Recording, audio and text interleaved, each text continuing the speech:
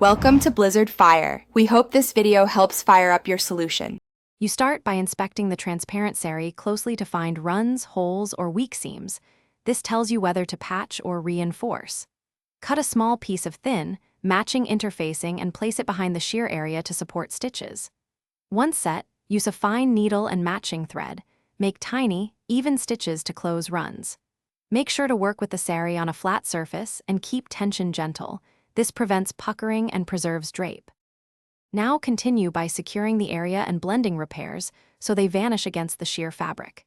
You will use tiny ladder or blind stitches to bring threads together without crossing the surface. This hides the repair.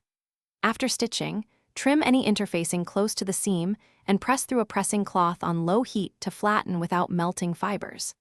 If visible, anchor thread knots inside an adjacent seam. This keeps the exterior smooth and prevents snags when you wear the saree again.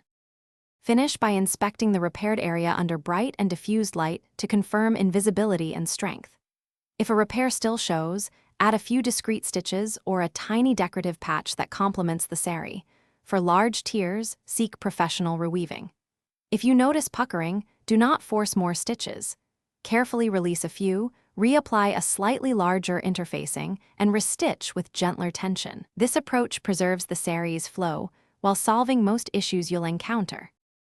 Thanks for watching. If you found this helpful, don't forget to like and subscribe.